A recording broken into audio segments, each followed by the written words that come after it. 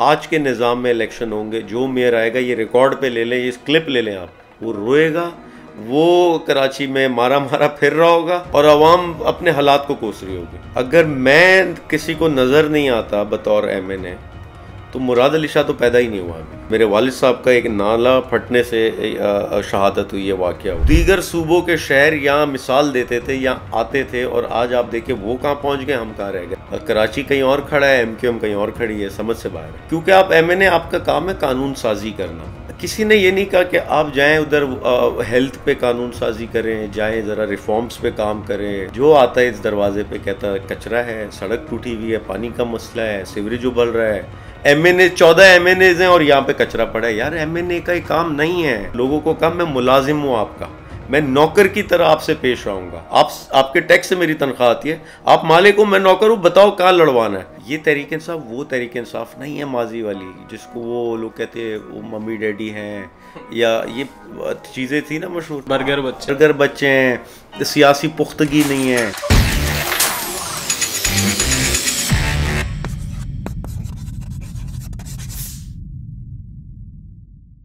अस्सलाम वालेकुम, ARY चायकास्ट में खुशामदीद। मैं हूँ दानियाल रहमान और आज जो गेस्ट मेरे साथ मौजूद हैं पेशे के एतबार से तो वो एक सियासतदान हैं, लेकिन ख़ासे दबंग सियासतदान हैं। और पर्सनली मुझे उनमें जो एक ख़ास चीज़ मुझे बहुत पसंद है वो है उनकी मूंछें।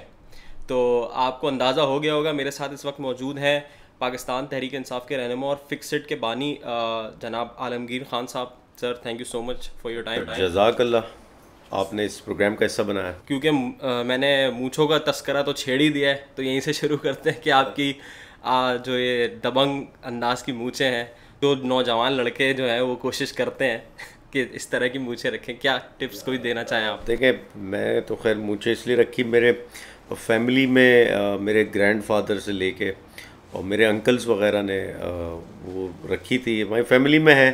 तो इस वजह से नौजवानों को सिर्फ एक टिप यह है कि कोई भी बनावटी चीज़ ख़ुद से ना जोड़ें, जो आप हैं वो देखें, वरना आप किसी बनावटी अमल में जाएंगे, आप पूरी पर्सनैलिटी अपनी फेक कर देंगे।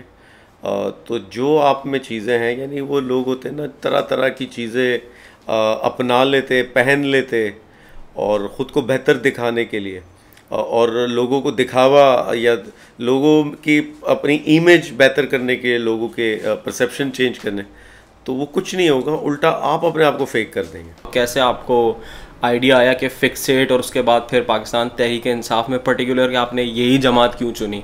अच्छा, बहुत से दोस्तों को, बल्कि काफ़ी लोगों को नहीं मालूम कि मैं एक्चुअली तहरीक इंसाफ में पहले से हूँ, यानी 2009 से मैं PTI का हिस्सा हूँ। लोग समझते कि शायद पहले मैंने फिक्सिट शुरू की और फिर मैं PTI में आया, इलेक्शन उससे कंटेस्ट किया। जब ऐसा नहीं है। मैं 2009 से PTI का हिस्सा हूँ। मैं 19 साल की उम्र से PTI का हिस्सा हूँ। और ISF जो स्टूडेंट ऑर्गेनाइजेशन है PTI की, उसका कराची में आगाज़ हमने किया, बल्कि मैंने किया और मेरे साथ दोस्त थे उन्होंने किया।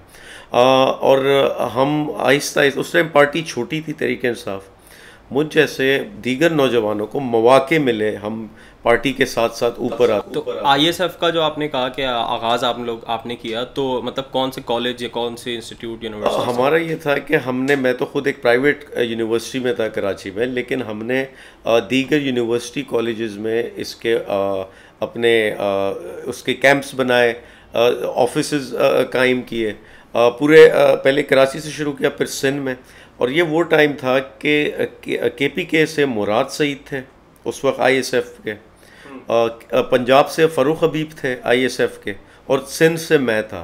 यानी ये हम एक ही बैच के थे जो ISF में अल्लाह ने आगे हमें पार्टी तहरीक इंसाफ में सबसे अच्छी चीज़ है, हम जैसे नौजवानों की ट्रेनिंग हुई है।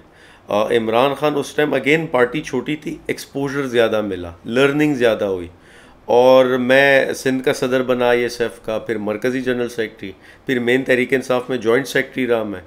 फिर 2016 में फिक्सिट का आगाज़ होता है, क्योंकि उससे पहले तो मैं पार्टी में एक्टिव था लेकिन मंजर आम पे नहीं था, मीडिया लाइमलाइट में नहीं था।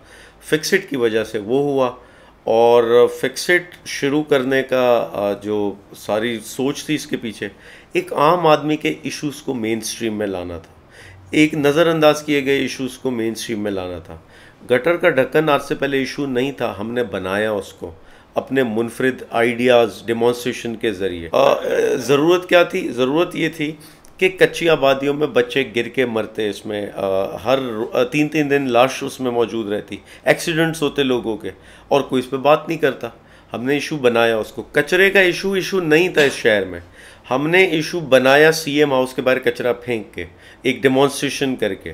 तो इसी अंदाज में पुलिस की रिश्वतखोरी हो, बद इंतज़ामिया, जो इंतज़ामिया की बदसलूकी हो एक शहरी के साथ, जो महकमों में, सरकारी महकमों में बदतमीज़ी की जाती शहरी के साथ, हमने वक्तन बवक्तन इन पे कैंपेन्स भी की, आवाज़ उठाई फिक्स इट के जरिए। आप क्या समझते हैं ये मसाइल अब हल हुए कुछ हद तक? मैं सबकी तो बात नहीं करूंगा, लेकिन कुछ हद तक आपको लगता है? चीज़ ये होती, देखें मेरा काम है कोशिश करना।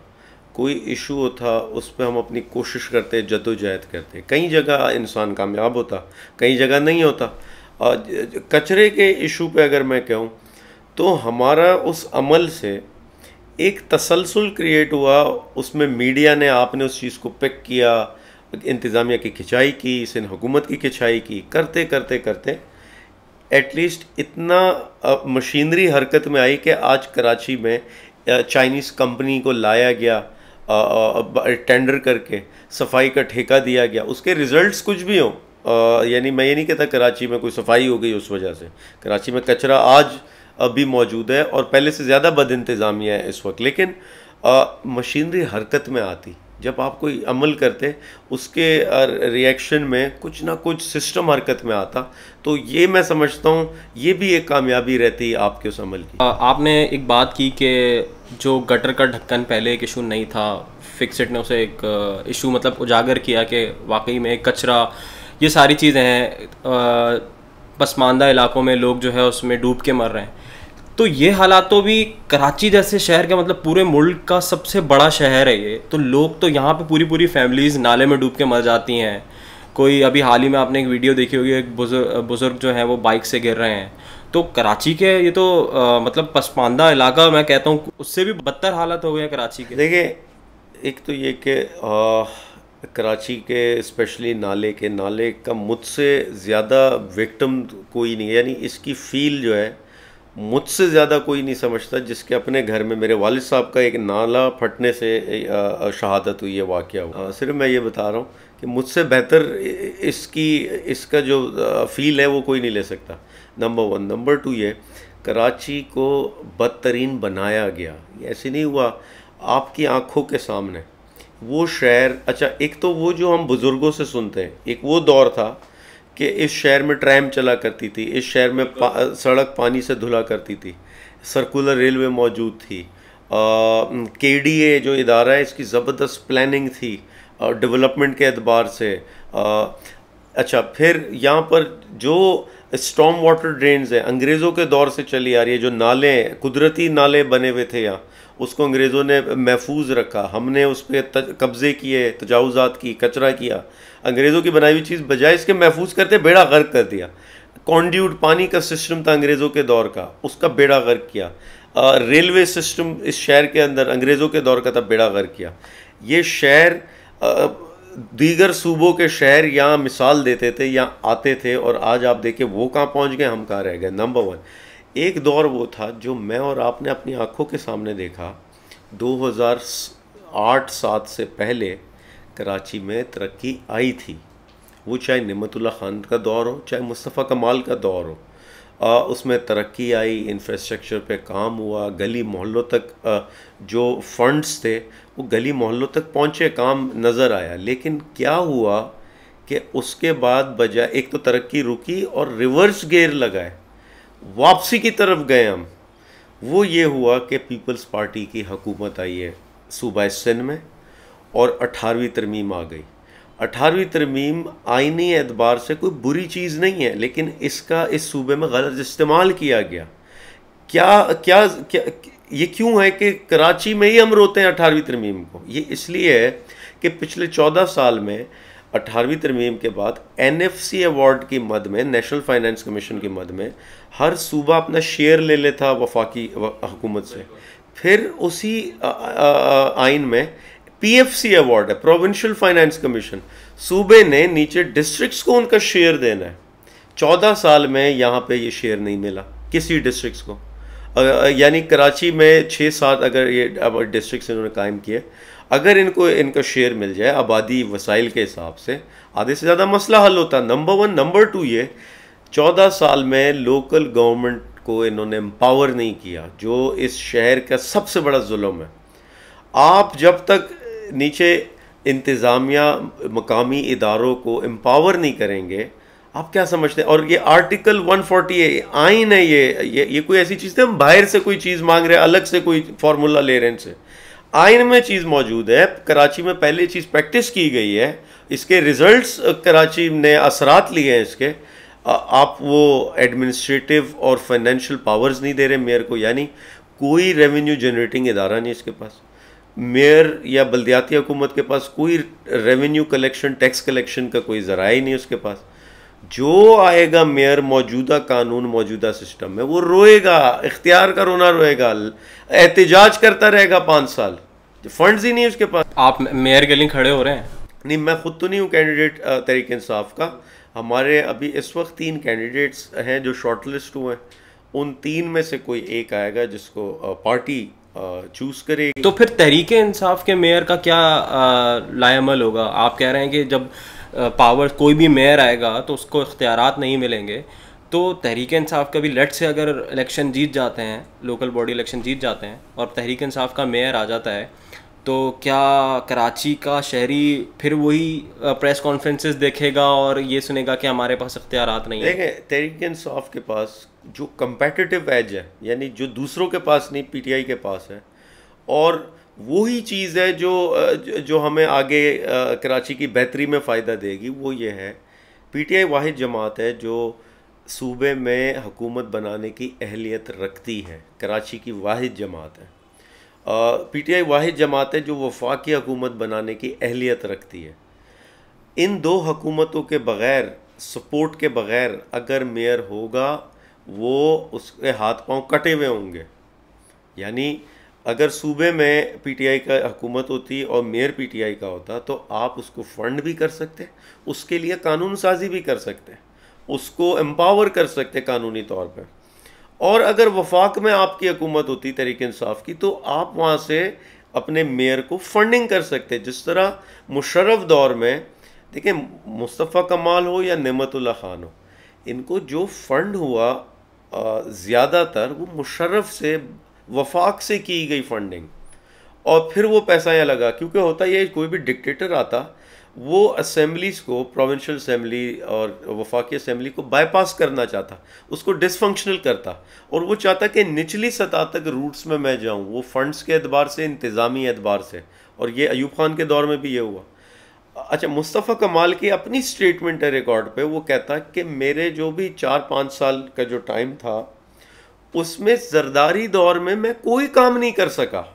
18 महीने का वो बताता है कि वो जरदारी का उस टाइम हुकूमत आ गई थी, उन्होंने ना पैसे दिए, ना किसी प्रोजेक्ट को करने में मदद की।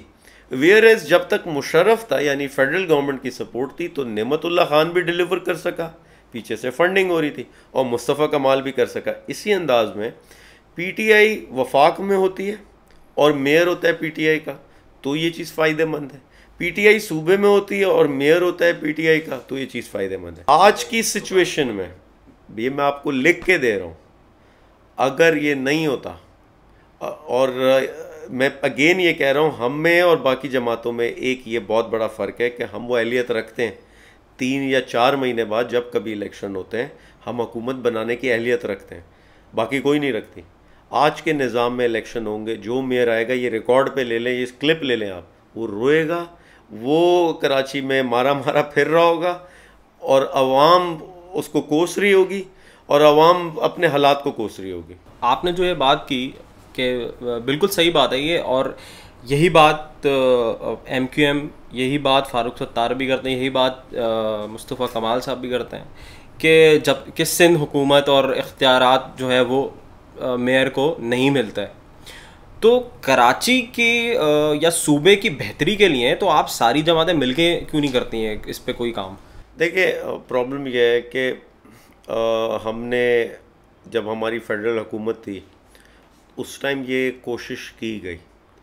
प्रॉब्लम यह आती कि कहीं जगह मफादात का क्लैश आता, कहीं जगह सियासत सामने आ जाती, कहीं जगह अब मिसाल दूं, लोग हमसे कहते यार आप, जब हमारी हुकूमत थी वज़ीर आज़म साहब थे इमरान खान, कहते थे आप पीपल्स पार्टी के साथ कोऑपरेट करें, आप सूबे में उनकी हुकूमत है, मिल के चलें, शायद आवाम को बेहतरी हो उसकी।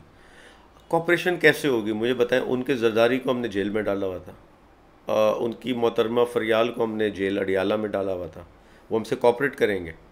नहीं करेंगे। हमारे टाइम में केसेस, उनके पुराने आपस में जो बनाए हुए केसेस थे वो हमने उसको चलाया।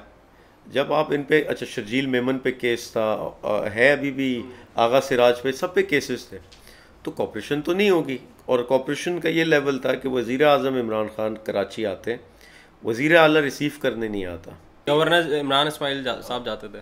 तो ये बात है सारी कि सियासत आ जाती सामने, वो मसाइल सामने आ जाते कि कहीं आप लीडरशिप की मामलात और वग़ैरह, तो इसीलिए साथ चलना मेरे हिसाब से मुमकिन नहीं रहता सियासत में कई जगह। वरना आज आप देखें एमक्यूएम हमारे अलाइंस में थी, आज वो कहीं और खड़ी है, कराची कहीं और खड़ा है, एमक्यूएम कहीं और खड़ी है, समझ से बाहर है। एक सवाल जो शायद मेरे अलावा और लोग भी यही जानना चाहेंगे आपसे, आपका जो हल्का है या रहा है जो भी, तो 2016 में फिक्सेड जो आप सोशल मीडिया पे वायरल हुए, मशहूर जिससे हुए आप, तो वो चीज़ अब क्यों नज़र नहीं आती? मतलब मैं स्पेसिफिकली आपके रेफरेंस में बात करना चाहता हूँ कि आलमगीर साहब जो हैं, मैं ये नहीं कह रहा कि आप जो है वो रोड पे निकलें और खड्डे भरें और ये सारी चीज़ें, लेकिन बहुत से मेरे ऐसे रिश्तेदार, मेरे दोस्त हैं जो आपके हल्के में रहते हैं, और उनके लिटरली उनके जो हालात हैं उनके एरिया के, वो बहुत बहुत ज़्यादा बदहाली का शिकार हैं वो। तो मतलब जो पेस पकड़ा था, जो आपने एक लीग पकड़ी थी, शुरू की थी, आप अब वो कंटिन्यू नज़र नहीं आती। अच्छा, इसमें ऐसा है, इसका जवाब पहले तो मैं थोड़ा मज़ाहिया दूँ। अगर मैं किसी को नज़र नहीं आता बतौर एमएनए, तो मुराद अली शाह तो पैदा ही नहीं हुआ अभी। अगर मैं नहीं नज़र आ रहा तो वो तो उसने जन्म ही नहीं लिया दुनिया में अभी तक। मैं ये क्लेम करता हूँ, मैं पाकिस्तान का सबसे एक्टिव तरीन, ये मेरा हल्का है, एक्टिव से मुराद ये है कि मुझसे ज़्यादा एक्टिव एमएनए, एक्सेसिबल एमएनए नहीं हो सकता। उसकी रीज़न ये है कि मेरा ऑफिस, मेरा घर मेरे हल्के में, दुनिया को पता है मैं कहाँ बैठता हूँ, कोई प्रोटोकॉल वाला चक्कर नहीं है, कोई वो नखरे ठाट बाट नहीं है कि कोई मिल नहीं सकता, कंप्लेन नहीं ला सकता, नंबर 1। नंबर 2 ये कि मैंने अपने हल्के के लिए लड़ाई लड़ी है शहर में, और मीडिया ने रिपोर्ट किया, ARY ने रिपोर्ट किया उसको। बतौर एमएनए एक दिन में मैं 2 बार जेल जाता हूँ। किस लिए? पानी और सिवरेज पे एहतजाज करता हूँ 3 तलवार पे। सईद गनी वज़ीर बल्दियात होता है, उसके ख़िलाफ़ मेरे हल्के में पानी खड़ा होता है सिवरेज का, मेरे हल्के में पानी खड़ा होता है सिवरेज का, वज़ीर आला हाउस के अंदर मैं गटर का पानी फेंकता हूँ बतौर एमएनए, उसको एहसास दिलाने के लिए कि मसला हल करो। वाटर बोर्ड के दफ्तर के अंदर मैं 11 एहतजाज करता हूँ पानी की सप्लाई के लिए, मेरे हल्के में लोगों को प्रॉब्लम होती है। DG KDA से मैं लड़ता हूँ सिर्फ कि मेरे हल्के में कब्ज़ा माफिया जो है वो मैंने अच्छा ये क्यों करता हूँ ये भी मैं बता दूँ। मेरे दफ्तर पे आज तक 3-4 साल जब मैं एमएनए था, लोग आते शिकायत लेके, किसी ने आज तक ये शिकायत नहीं की कि आप एमएनए हैं, क्योंकि आप एमएनए, आपका काम है कानून साजी करना। किसी ने ये नहीं कहा कि आप जाएं उधर हेल्थ पे कानून साजी करें, जाएं ज़रा रिफॉर्म्स पे काम करें, फॉरेन पॉलिसी पे आप ये चीज़ें अपना तजावीज़ दें, नया कानून कोई लेकर आए। जो आता है इस दरवाज़े पे कहता है कचरा है, सड़क टूटी हुई है, पानी का मसला है, सीवरेज उबल रहा है, जो बल्दियाती मसाइल है सारे, जो एमएनए का काम नहीं होता। मैंने पहले दिन, मेरी पूरी टीम ने हमने तैयार किया था, हम इख्तियार का रोना नहीं रोएंगे, जो क्योंकि कराची वाला चिढ़ता है इस बात से कि यार हमने वोट दिया, बस अब हमें काम चाहिए, ये इख्तियार के रोने ना रो। हमने कहा कि बेशक ये इख्तियार, ये इदारे और ये काम एमएनए का नहीं है कानूनी तौर पे, लेकिन लड़ने का इख्तियार है मेरे पास। आप बताओ मसला कहाँ है, जिस इदारे में, जिस महकमे में, जिस अफसर के साथ है, जिस सड़क पे बैठना है, जिस दफ्तर के बाहर बैठना है, जिस मीडिया के पास जाना है, मैं साथ खड़ा हूँ, लेकर जाऊँ, मसाइल हल करा के लाऊँ।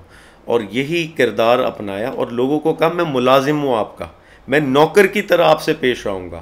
आपके टैक्स से मेरी तनख्वाह आती है, आप मालिक हो, मैं नौकर हूँ, बताओ कहाँ लड़वाना है। ये अमल किया, नंबर 1। नंबर 2 ये देखें, अभी आपने अपने उसमें सवाल में बात की कि आपके जो जानने वाले वो कहते हैं कि वहाँ के हालात वहीं के वहीं हैं। हालात क्या वहीं के वहीं हैं? सड़कें टूटी हुई होंगी, वहाँ पे पार्क नहीं होगा, वहाँ पे पानी नहीं होगा, कचरा होगा, सीवरेज उबल रहे होंगे। मुझे बताइए, एमएनए का काम है आईनी कानूनी तौर पे। अच्छा, ये मैं क्यों कहता हूँ काम, अगर तो इदारे मेरे पास हों, देखें इदारा फंक्शन करता है। अगर मुस्तफ़ा कमाल या नेमतुल्लाह खान जब मेयर था, जो भी इदारे काम कर रहे थे ना, या मुस्तफ़ा कमाल इस शहर के 2.5 करोड़ लोगों के हर किसी के घर के अंदर जाके नल के फिक्स कर रहा था। इदारे काम करते हैं ना, Karachi water and sewerage board, KMC, DMC, SBCA, Sindh solid waste management, ये सब काम करते हैं, केडीए।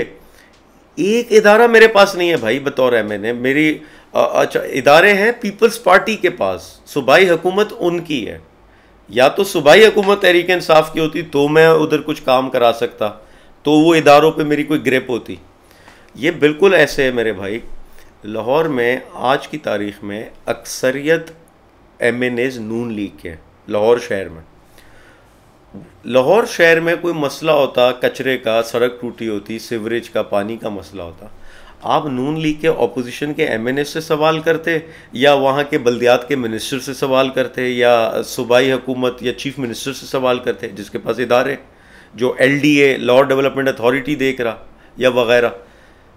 ये सिर्फ हुआ यूँ, ये कुछ गलत स्टैंडर्ड्स कायम किए यहाँ पे मीडिया चैनल्स ने कराची में, जो इमरान खान के ख़िलाफ़ थे पहले दिन से, कुछ वजूहात की वजह से। उन्होंने लोगों को मिसगाइड किया, मिसलीड किया कि ये तो एमएनए 14 एमएनएज़ हैं और यहाँ पे कचरा पड़ा है। यार एमएनए का ही काम नहीं है, हाँ इदारा नहीं है उसके पास, ठीक। तो मुझे मैंने कोई कानून साजी में गैर हाज़िरी की हो नेशनल असम्बली में, यानी अगर कोई किसी ने मुझे वोट दिया है तो वो मेरे जॉब के लिए दिया ना, जिस जॉब के लिए मैं मुंतखब हो रहा हूँ। जो जॉब मेरी है ही नहीं उसके लिए अगर मुझे कोसा जाए तो नाजायज़ होगा, ठीक। ये हो गई एक बात। दूसरी बात ये, लेकिन हम तमाम एमएनएज़ ने इमरान खान से इसरार किया जब वो वज़ीर आज़म थे कि चूँकि लोग हमसे ये शिकवा शिकायत करते सड़क टूटना, बल्दियाती मसाइल की, और हमें कुछ करना चाहिए इसके लिए। ठीक है, सूबाई हुकूमत कोऑपरेट नहीं करी, हम खुद से कुछ करें। तो फिर कुछ फंड्स एसडीजी गोल्स के तहत कुछ फंड्स जारी हुए एमएनएज़ को, सालाना 15 करोड़ रुपए उसमें दिए गए हर एक एमएनए 15 करोड़ रुपए कुछ भी नहीं है। यहाँ मसाइलिस्तान है, 1 किलोमीटर की सड़क 3 से 4 करोड़ में बनती है, 15 करोड़ में क्या बनेगा, ठीक। लेकिन उसमें हमने छोटे छोटे इश्यूज़, किसी के सीवरेज का, पानी का। अब मैंने अपने हल्के में 2 क्रिकेट ग्राउंड्स बनाए, 2 पार्क्स बनाए। एक जौहर में है क्रिकेट एकेडमी, जो एक जौहर में जो गैर फ़ाल थी, खंडर हो गया था, उसको बहाल किया। एक गुलशन में जहाँ टैंकर माफिया ने कब्ज़ा किया था, उनको निकाल फेंका वहाँ से, और क्रिकेट ग्राउंड आज बना हुआ है। गुलशन वाले बड़ा खुश हैं उससे। 2 और पार्क्स हैं, एक जगह चाइना कटिंग हो गई थी, वो बहाल किया। एक जगह डंपर माफिया का कब्ज़ा था, वो बहाल किया। उसके अलावा सड़कें वगैरह बनाई। कराची के हवाले से आपका या पीटीआई का मास्टर प्लान क्या है? देखें, कराची के हवाले से सबसे अहम चीज़ ये कि इदारों की कैपेसिटी बिल्ड होनी चाहिए। आज के हालात में, अगर मिसाल दे रहा हूँ, यही इदारे आप किसी मेयर को, किसी भी शख्स को दे दें और उसको फंड्स भी दे दें, इन इदारों की कैपेसिटी नहीं है। यानी Karachi water and sewerage board, Karachi में सबसे बड़ा मसला ही पानी और सीवरेज का है इस वक्त, जिससे आम आदमी परेशान है। ये मैं क्यों कह रहा हूँ, मेरे हल्के में 100 में से 80 कंप्लेंट्स पानी और सीवरेज की हैं, उस बुनियाद पे कह रहा हूँ। दूसरी चीज़ ये, कंप्लेंट पोर्टल के लोगों की रसाई ज़्यादा से ज़्यादा हो अपने नुमाइंदे के साथ, वो चाहे यूसी का नाजिम हो, चाहे मेयर कराची हो, जिस तरह वज़ीर आज़म ने कंप्लेंट पोर्टल एक कायम किया था, जो बदकिस्मती से सिंध में तो उससे लोग मुस्तफ़ीद नहीं हो सके क्योंकि आप पीपल्स पार्टी की हुकूमत थी, लेकिन पंजाब के पीके में मैं ख़ुद फिक्सिट के मेंबर्स हैं रावलपिंडी में, कंप्लेन पोर्टल के ज़रिए उन्होंने स्ट्रीट लाइट लगाई अपने इलाके में, अपने मोहल्ले में। इतनी बड़ी वज़ीर आज़म से वो स्ट्रीट लाइट लगवा रहे हैं, क्योंकि होता ये था जब वो कंप्लेन करते थे वज़ीर आज़म जो कंप्लेंट सेल था वहाँ से वो कंप्लेन फॉरवर्ड होती है मुताल्लिका इदारे को, जो स्ट्रीट लाइट का मुताल्लिका जो भी इदारा होगा पिंडी में उनको वो फॉरवर्ड होती है और उन्होंने रिपोर्ट करना होता है वज़ीर आज़म को, तो उन्होंने वो मसला फ़िक्स किया।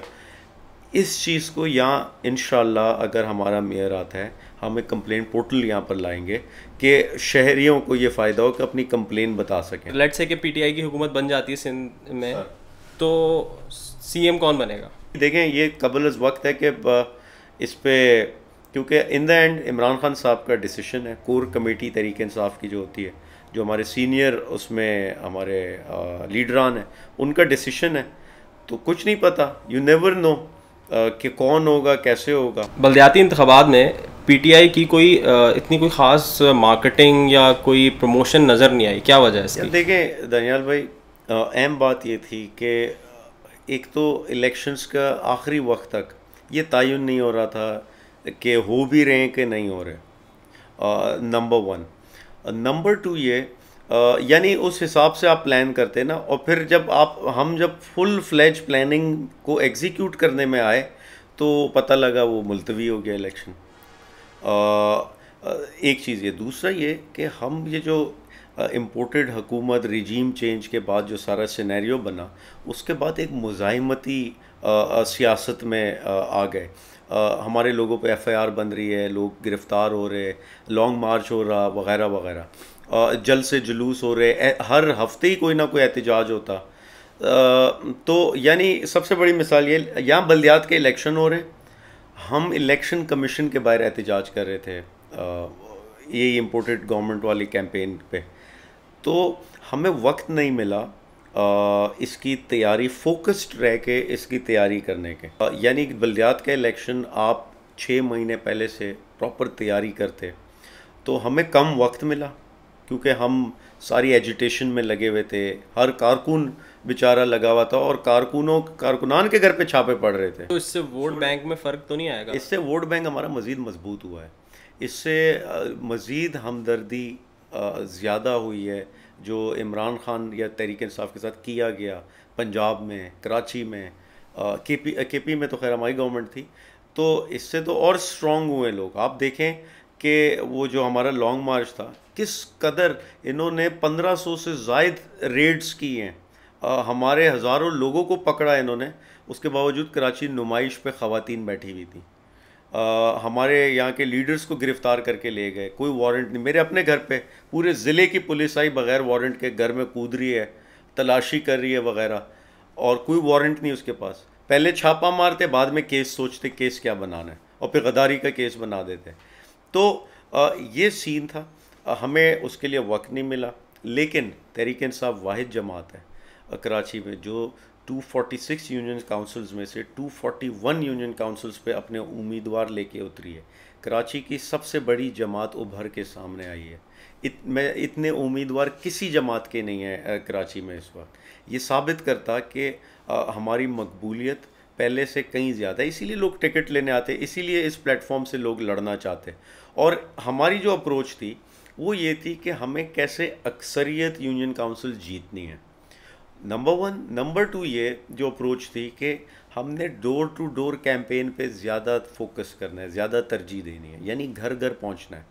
और ये बड़ा साइंटिफिक पीटीआई का एक तरीक़ेकार है कि हम अपने वोटर को मेक श्योर कर देते हैं पहले से साइंटिफिक तरीके से, कि हमें पता होता है फ़ला घर वाला कितने अफराद हमें वोट देने आ रहे हैं, ये पहले से हमें मालूम होता है।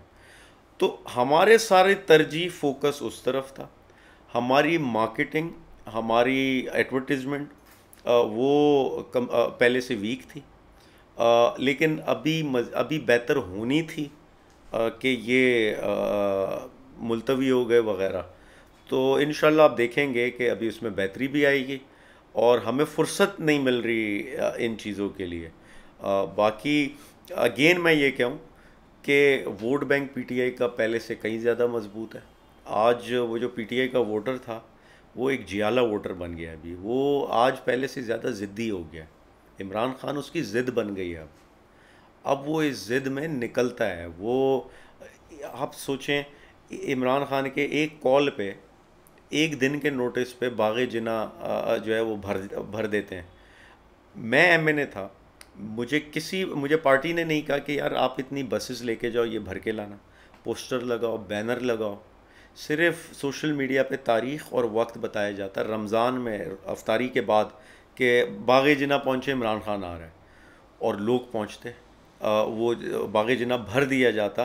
बाग़े जिना की तारीख़ है कि अक्सर सियासी जमातें कराची की नहीं भर पाती। एक एक दिन के नोटिस पे शारे फैसल पे हज़ारों लोग निकल आते। घंटे के नोटिस पे इमरान खान की कॉल पे किसी भी अहम शारा पे हज़ारों लोग, फैमिलीज़ निकल आती। मैं सिर्फ ये बताना चाह रहा हूँ, ये तहरीक इंसाफ वो तहरीक इंसाफ नहीं है माजी वाली जिसको वो लोग कहते हैं वो मम्मी डैडी हैं, या ये चीज़ें थी ना मशहूर, बर्गर बच्चे हैं, सियासी पुख्तगी नहीं है, डिबेट नहीं कर सकते। आज वो जियाला बन चुका है। आज वो लड़ने मरने को तैयार है इमरान खान के लिए। वो अब देखें, एक क्रैकडाउन के तवील सिलसिला बना, केसेस बने, लोग उठ रहे हैं, लोग निकल रहे हैं, फिर भी वो कह रहे हैं ऐसी की तैसी। वो लॉन्ग मार्च में भी आ रहे हैं। इस्लामाबाद, राना सनाउल्लाह ने रेड जोन पे एक जंग मचा दी थी। मैं इमरान खान साहब के कंटेनर पे था, हम इस्लामाबाद दाखिल हुए, 80,000 से 1 लाख लोग हमें इस्तकबाल कर रहे थे उधर रेड जोन में। वहाँ ये डी चौक के साथ फैमिलीज, ख़वातीन लड़ रही थी पुलिस के साथ, शेलिंग का मुकाबला कर रही थी। लड़ना नहीं कहते, मुकाबला एहतजाज कर। ये कोई अंडर एस्टिमेट ना करे। कोई 2-4 बैनर लगाने से, 2-4 सियासी नारे से इमरान खान का जो स्ट्रॉन्ग होल्ड है उसको अंडर एस्टिमेट ना करें। लोग इस वक्त ज़िद पे आए हुए। मैं आपको सच बता रहा हूँ, पहले तो ये था ना, एक मोटिवेशन थी, या किसी को देख के या हवा के साथ इमरान खान के साथ थे, या किसी ने मोटिवेट कर दिया। आज ज़िद है लोगों की। इमरान खान ज़िद बन चुका है। आलमगीर भाई, बहुत शुक्रिया, आपने वक्त दिया। उम्मीद करते हैं आपको ये वीडियो पसंद आई होगी, और अगर आप इस हवाले से कोई भी सवाल करना चाहते हैं तो हमें कमेंट सेक्शन में बताइएगा। मिलते हैं चाय कास्ट की अगली एपिसोड में एक नए मेहमान के साथ। तब तक के लिए अल्लाह हाफ़िज़।